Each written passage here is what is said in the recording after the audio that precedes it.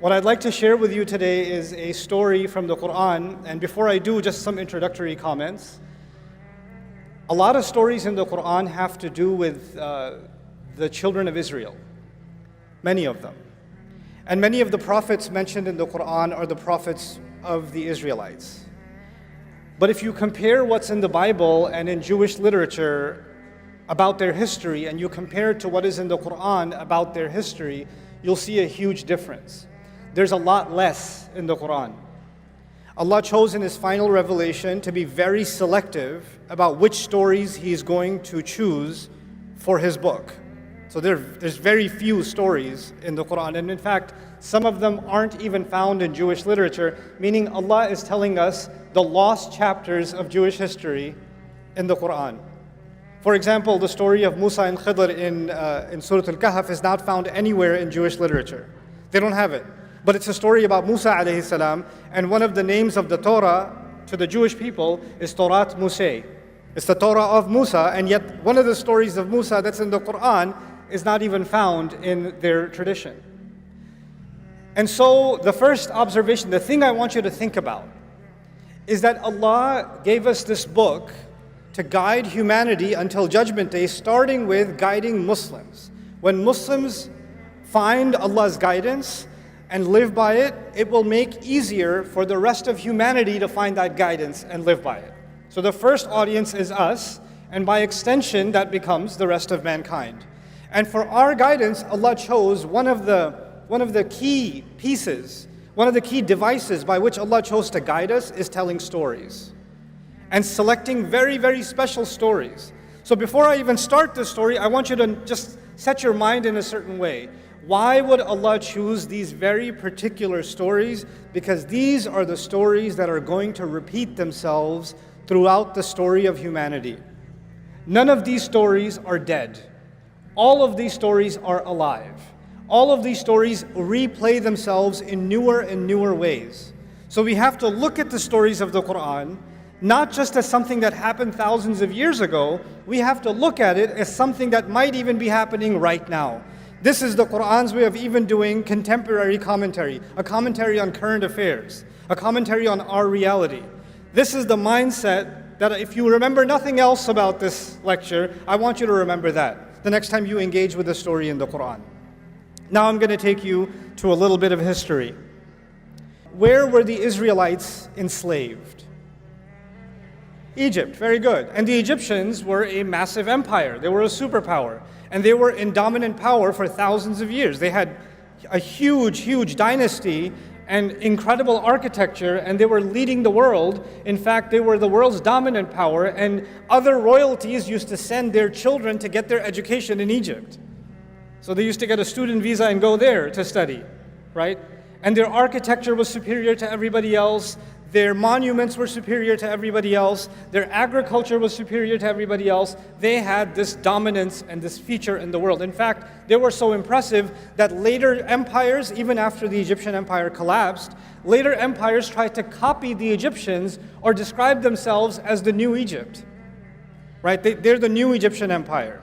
So the Romans, even after they took over, and the Egyptian empire had long collapsed, they would take monuments from Egypt and take them to all different parts of the Roman Empire to say, we're the new Egypt. You'll see an Egyptian obelisk next to the Blue Mosque in Turkey for a reason. You'll see a pyramid on the dollar bill for a reason. These are symbols of power, and they acknowledge the superpower status of these people. Now, the Israelites, coming back to the Israelites, they were slaves.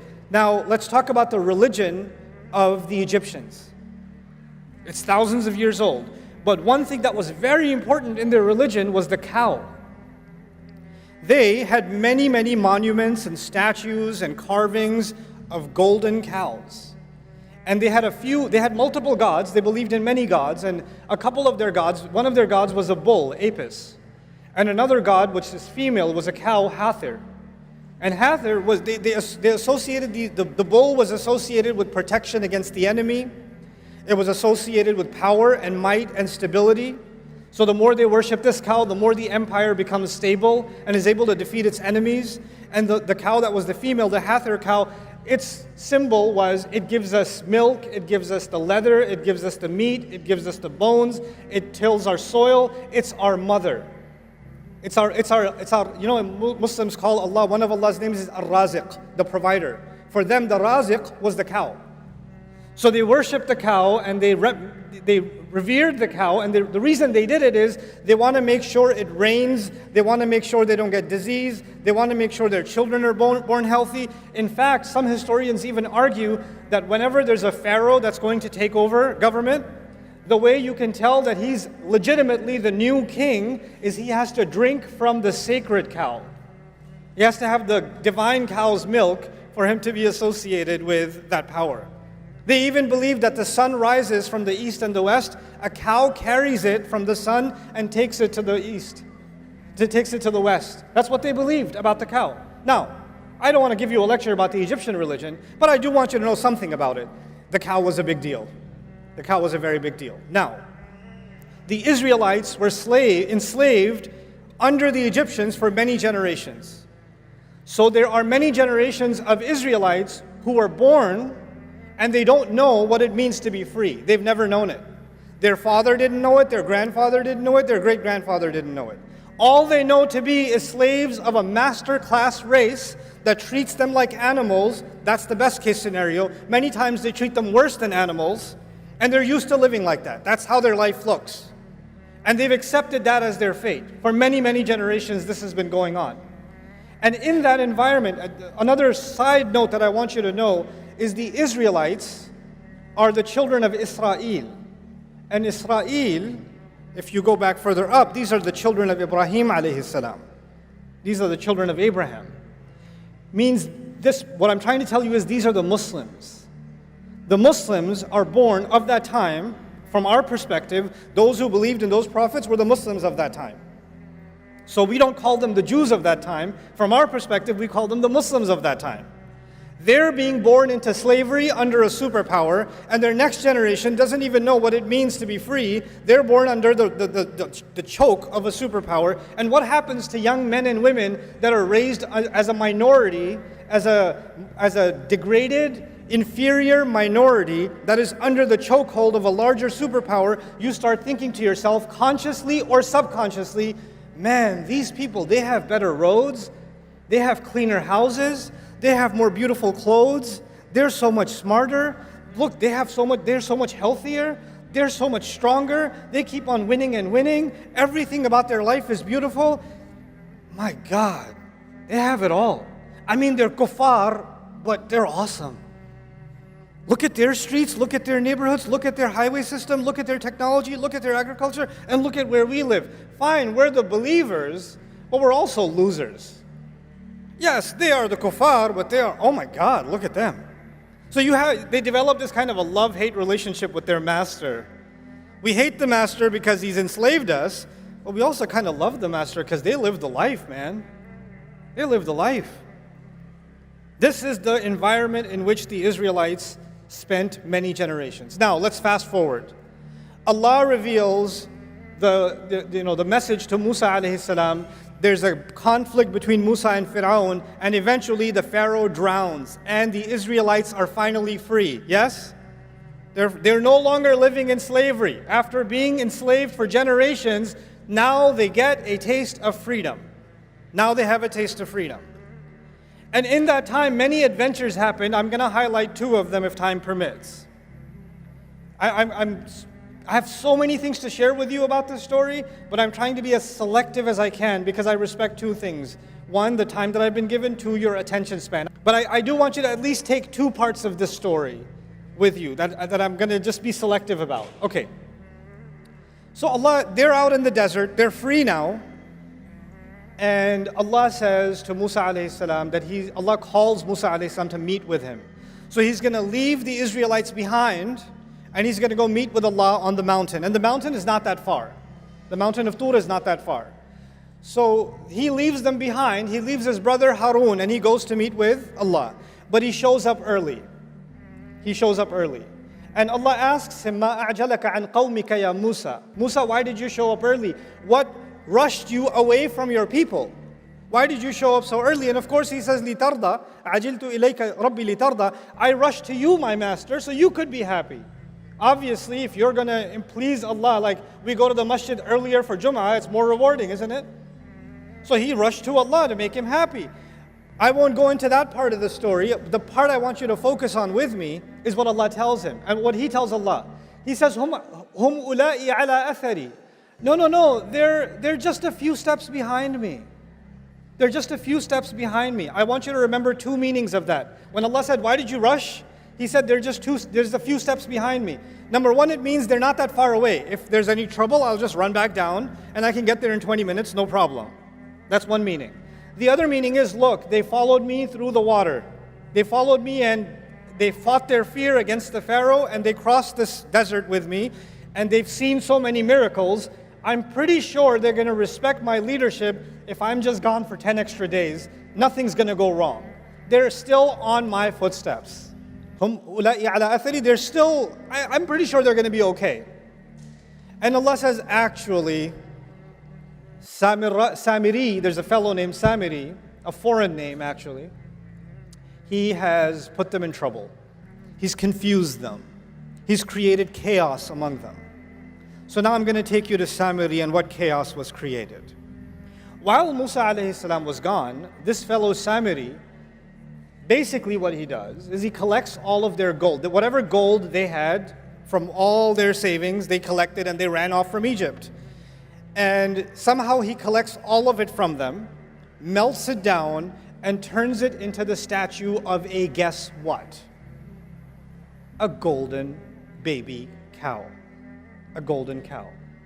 Which suggests a couple of things. One, it might suggest that they didn't have enough gold to build a cow, so they had to go with a baby cow. Right? So that might be one reason. Another reason might also be if you study the ancient Egyptian religion, they would take the baby calf, bring it into the temple, put gold on it, and then put it in a special area where nobody will bother it until it grows up because it's meant to be a godlike cow that was specially chosen. So he's like starting off with a baby cow. He's starting there. Now, this whole cow business, does it have anything to do with Islam or does it have to do with the Egyptian religion? This is the Egyptian religion for thousands of years. And these Israelites lived as slaves and psychologically occupied for many generations under the Egyptians, yes? So all of a sudden he builds them this cow and he makes openings in it so when the wind blows it makes a mooing sound. And all of a sudden you find that many Israelites are now worshiping this cow. When I first read this story, I was confused. How? How do you just, hey, look what I made. Oh my God. Like, why would they just all of a sudden fall into worship of this thing? It's not an alien phenomenon to them. They've seen this kind of thing before. Where have they seen it? In Egypt, for generations. But they're Muslim. They're not pagans. They're not following the religion of Pharaoh. No, they're not following the religion of Pharaoh, but something happens in the conscience of believers and the conscience of minorities when they live under a powerful majority. You start thinking their roads are better, their clothes are better, their homes are better, their armies are better, their wealth is better, their religion and their philosophy and their way of life and everything they think important must also be what? Better. Which is why you can find Christmas trees in homes in Karachi. This is the reason. You start adopting, you say, oh, we hate them, so they have all the power, they have all of this. But you know, they are better.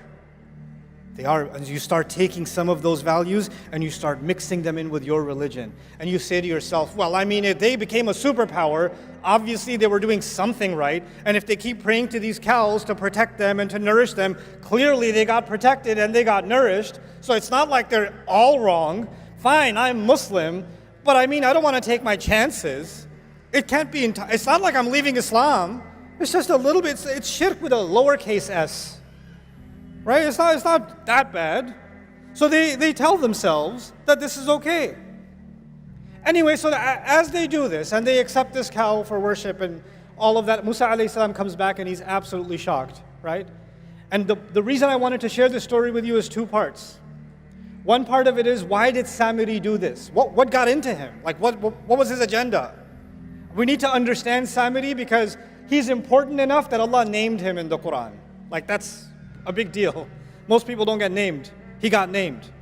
And the other side, I want you to understand what happened to the Israelites. Because again, these stories will live forever. Samiri. Let's start with Samiri. Musa alayhi salam comes back and asks him, after he's done yelling at them, he yells at his brother, he gets angry at his brother. We're not talking about that. We're talking about how did he deal with Samiri. Ma khatbuka ya Samiri? Hey, what's your deal, Samiri? What'd you do this for? Why did you do this? And he has the strangest answer.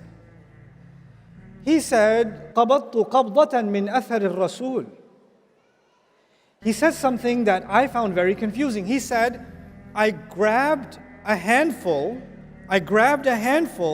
of the footprint of the messenger. If I'm translating literally, I grabbed a handful of the footprint of the messenger. When I read that in the Qur'an, look, I'm an inquisitive person. I don't just say, oh, okay, and I move on. I say, what? Huh? What? Footprint, messenger?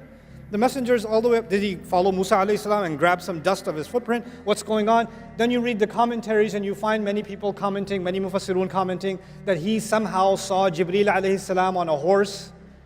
And the horse, everywhere the horse stepped, plants started sprouting. So he saw that the footsteps of the horse of Jibreel alayhi salam produces life. So he grabbed a little bit of the dust from under the hoof of the horse of Jibreel alayhi salam, and he put that onto the cow, and the cow came to life. Except none of that is in a hadith, none of that is authenticated by the Sahaba, none of that is found in the Qur'an. And according to Ibn Ashur rahimahullah, I'm very impressed with his work in his Tafseer at-Tahrir wa Tanweer, says this has no authenticity at all.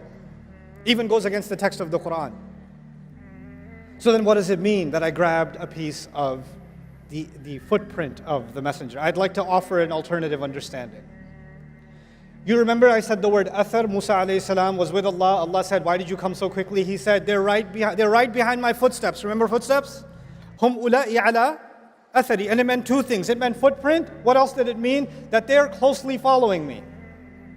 Samiri sees an opportunity. These people, their Islam is not that strong. They don't really understand the revelation, but they're culturally still very attached to the dominant culture of the Egyptians. I can create a religion, an alternative religion that I'm not going to say it's not Islam. I'm not going to say it's shirk. I'm not going to say it's the religion of the pharaohs. I'm still going to call it Islam, but I will create a cult within them that are still impressed with the old ways, and that way I will have a handful of the kind of impact and following that is meant for the messenger. They will take me as a lesser kind of messenger. They won't officially call me a messenger, but they're going to follow me cult-like anyway. And so there is Islam given to prophets like Musa alayhi salam, and then there are cults that people like Samiri run by taking the gold of the people and giving them something they want, giving them something pagan. Of course, that never happened in Islamic history, ever, especially not in South Asia. Especially. The kind of cults that we create, in which we identify certain people as so connected and so they have connection with the ghaib and they have these powers and all of this. None of this stuff was Islam. None of this stuff. And Allah warned us this will happen with the story of Samiri. But it goes a step further. Allah Azza wa Jal told us in the Qur'an that when Musa alayhi salam was on the mountain, when he was on the mountain, Allah told Musa alayhi salam, by the way, even among your believers, even among the Muslims, سَأَصْرِفُ عَنْ آيَاتِي الَّذِينَ يَتَكَبَّرُونَ فِي الْأَرْضِ بِغَيْرِ الْحَقِّ. I'm going to turn away from my revelations those who are arrogant in the world, those who seek to be great themselves. What did Samiri want? He wanted a following. He wanted to make money off the people. He wanted to become the religious leader. He wanted to become the cult leader. He wanted power in the world. Allah says, people like that, I will turn them away from my ayat. And then all the others, why did they follow him? Here's another subtle point that I really, really want to make sure you remember. We have a concept of God in Islam. And the Egyptians had different gods, deities in their religion. And Hinduism has gods. Christianity has a concept of God. Judaism has a concept of God. What separates Islam's concept of God, especially from pagan religions? Especially like the religion of the Egyptians. The religion of the Egyptians, the way, if you can understand this simply, it's transactional. I give the God something, he gives me something back. I sacrifice something for that God, He gives me freedom. I make sure I build a golden statue in his name, he protects the country, etc., etc. It's always a transaction. You give, we give and get, give and get, give and get. And so the Israelites are now, their concept of God itself, even though they believe in one God, has now been corrupted into a God that is transactional. So okay, we'll follow this God through the water, end up in the desert, but what kind of God is this? If he's really on our side, he should hook us up like the God of the Egyptians. He should send us rivers and vegetation and all of it. Why is he giving us this one cloud and just manna and salwa? Can you bring some salad over here? Like, fumiha wa adasiha wa bathaliha wa qithaiha wa fumiha wa adasiha. Where are the vegetables? Why isn't this God giving us a better menu option? Why? Because in their mind, their God became entirely transactional. But that's not from Islam, that's from the pagan religion. Of course, Muslims would never fall into such a trap, especially not in 2024. I made so much dua, I even prayed tahajjud, I even decided to pray 5 times, and I still failed my medical boards. Of course, we would never become transactional. I stopped praying because Allah doesn't answer my prayers on my terms. I wanted that job, I didn't get that job, and now I have to drive an Uber until I find another job. That's why I'm just disappointed with Allah, because I did my part, He didn't do His part. This was the pagan religion. This was not the religion of Islam. We started making our religion transactional. And what is the offering of those religions? They offer you the transaction. Make this offering, your child will be protected. Make this offering, it's going to rain. Make this offering, this is going to happen, that's all it is. It's all transactions. So we're done with Samiri. There are going to be Samiris in the world that are going to try to take believers away from the ayat of Allah, to pull them into cults, to keep them away from revelation. Allah described their tactic. Allah says, وَإِنْ يَرَوْا سَبِيلَ الرُّشْدِ لَا يَتَّبِعُونَ سَبِيلًا. If they see the right way, they're not going to follow it. And if they see the deviant way, they'll follow it immediately. Now let's take a step forward. Musa alayhi salam comes back, sees this nonsense, and tells Samiri what he's done, tells him off, and then in front of him, shows him that he's going to destroy that cow. He starts smashing it to bits. Now when he's smashing it to bits, if I'm one of the Israelites watching him do this, and I've been culturally enslaved for many generations, some part of me is like, is it going to thunderbolt right now? Is there going to be an earthquake? Because he's breaking oh my God, I can't watch. And then he's going to take it, break it, and he's going to drown it into what? The river. Interestingly, the same river that who drowned in? Fir'aun has already drowned, yes? It's as if Fir'aun drowned, but the poison Fir'aun put in these people still hadn't drowned. That also needs to drown. That's Samiri, fine. What about the other side? The other side is the people who followed him, the people who believed him. They still, even if the idol is broken on the outside, that doesn't necessarily mean the idol inside has broken.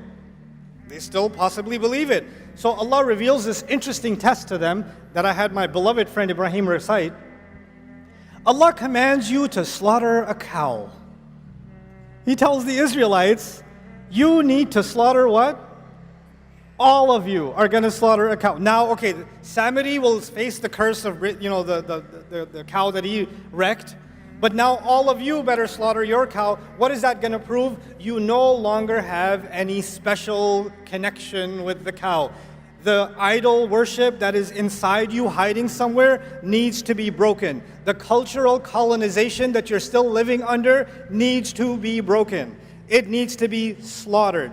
And when they first heard this, they were in shock. By the way, when Samiri asked them to worship a cow, did they do it immediately? Yeah. But when Musa asked them to slaughter a cow, did they do it immediately? No, they said, what are you kidding? أَتَتَّخِذُنَا هُزُوًا? You think we're a joke? Are you taking us for a joke? They got offended. They got shocked. What did Allah tell Musa on the mountain while they were doing this? Allah said to him, if they were to be called to the right way, they won't follow it. And if they see the wrong way, they will follow it. So what is going to happen to these people that get away from the revelation? When they see something crooked, easily followed. When they see the right way, they start asking a lot of questions. It's so complicated. I'm not sure. I have a lot of questions about salah. Where are you supposed to put your hands? I don't know where to put my hands. How far apart should your feet be? It's so hard, it's so difficult. But the Christmas tree is really easy. The wrong thing's super easy, but the right thing, I got a lot of questions. What kind of cow? I'm confused, what kind of cow? And what did Allah do? Allah said, a cow that's never been bothered. It's not too young and not too old. Which, by the way, not too young and not too old, perfect age, that would be the sacred cow in Egypt, isn't it? And then they said, oh, okay, yeah, fine, but color. And what color did Allah say? What color? Anybody know? Yellow, golden. Because you're meant to slaughter the gold. The more they're asking because they don't want to do it. And the more they're asking, the answer is taking them more directly to the one thing they don't want to do. It's taking them right back in that direction. And then he says, La shiyat, the last time they asked, okay, fine, we're confused. Can you just tell us more about this cow? Oh, it's a cow that's never been put to work. It's been left alone. It doesn't have a single blemish or a tarnish. Guess what? The sacred cows of Egypt, did they put them to work in the farm? No, they kept them in special areas and gave them luxury life. Right? It would be ironic if they gave them leather sofas. That would be kind of funny. But anyway. But the idea is, Allah is now describing the cows of Egypt by the story. And what's the most amazing part of this at the end is, Allah says, فَذَبَحُوهَا, they finally did slaughter it. But then Allah says, وَمَا كَادُوا يَفْعَلُونَ, and they almost didn't do it. Listen to that. They almost didn't do it. Why would Allah say that? Allah is telling us that for generations to come, whenever believers are going to be colonized, whenever believers are going to be dominated, and there's such a thing as political domination, military domination, economic domination, but there's also such a thing as a cultural domination, a psychological domination, a spiritual domination. And when you live subjugated for so long, you start developing an inferiority complex. And the people, white people are just smarter. What are you going to do? Starts coming inside your head. They're just better. When you're at school, you're being made fun of, you're less and less and less, and something in you says, if I act more like them, I'll be more acceptable. If I dress more like them, I'll be more acceptable. If I look more like them, behave more like them, if I change my name to sound more like their name, they won't ever accept me, but at least I'll feel like I'm closer to the winning team. The pharaohs will never accept the Israelites as equals, but the Israelites are still enamored with their religion, isn't it? Your inferiority complex can get so strong that you're almost worshiping this culture and you've mixed it in with your religion. You're not willing to say that I've left my religion. No, I have my religion, but really I have a lot of affinity for all of this Firaun cow that lives inside me. So the reason I wanted to bring this to your attention is that there will always be, within the Muslim world, there will always be Samiris. Always. And there will always be Muslims who are going to be susceptible to having reverence for their own version of the cow. There's going to be something cultural, something economic, something in our practices. And we're going to have to take a deep look within ourselves. Where does our sense of pride, sense of value, sense of purpose, where does it come from? Where did we adopt these values from? Why are we so committed to being this way or that way? When you have a young child in school and they are trying to copy all of their other friends, and they're yelling and screaming at home because they don't have a device that all their other friends got for their birthday or whatever else, they're having a tantrum. What are we already preparing these kids for? The worship of the new cows of this generation. That's what we're preparing them for. Instead of being able to think for themselves and free themselves from it. Allah gave us these stories because these problems will never die. And we have to be aware of these problems so we can be mindful of them. This is the last bit of my message that I want to share with you tonight. This story occurs in Surah Al-Baqarah, towards the beginning of Surah Al-Baqarah. And the latter half of Surah Al-Baqarah, Allah told us that He made us a balanced nation. وَكَذَلِكَ جَعَلْنَاكُمْ أُمَّةً وَسَطًا. That's what He told us. Why is Allah talking about the Israelites first? You know what an orientation is? Here's the people that came before you that had your job. Here's why they got fired. You're up next. Don't make their mistakes. The reason the first half of Al-Baqarah is highlighting these chapters of the Israelites is because these are the exact mistakes that are most likely going to be repeated by the Muslims. So before Allah talks to us, He tells us about them. He tells us about them. And instead of focusing on the instructions that Allah has given that are so simple and so clear, if we start distracting ourselves with, oh, it's so difficult, there's so many schools of thought, I don't know where to put my hand, I keep trying to measure the size of my beard and I can't figure out which one I should go with, I don't know about, the texture of the hijab or this or that. The more you do this, you want to dive into the details, the color of the cow, the size of the cow, the more you want to do that, you know what's going to happen? You're going to continue to be culturally colonized while you're fighting over these minutia details. That's what's going to happen. It's time the Muslims liberate themselves mentally. Before we can liberate ourselves politically, economically, socially, psychologically, we need to liberate ourselves intellectually, spiritually, psychologically, emotionally, internally. It is time. Look, guys, we're in a crazy time in the world. Nobody could have imagined 5 years ago, 2 years ago, nobody could have imagined that there are going to be, there's going to be a white teenager in Ohio crying on TikTok about what's happening in Gaza. Nobody could have imagined that.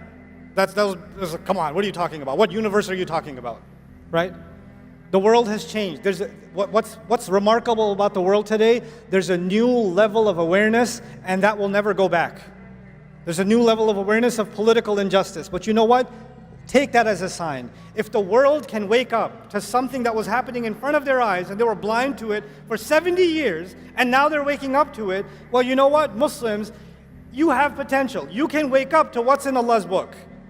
You can wake up to what Allah has given. I can wake up to it. It's time this ummah experienced an intellectual and a spiritual renaissance, and I believe this is the generation that's going to do it. Jazakumullahu khairan. Assalamu alaikum wa rahmatullahi.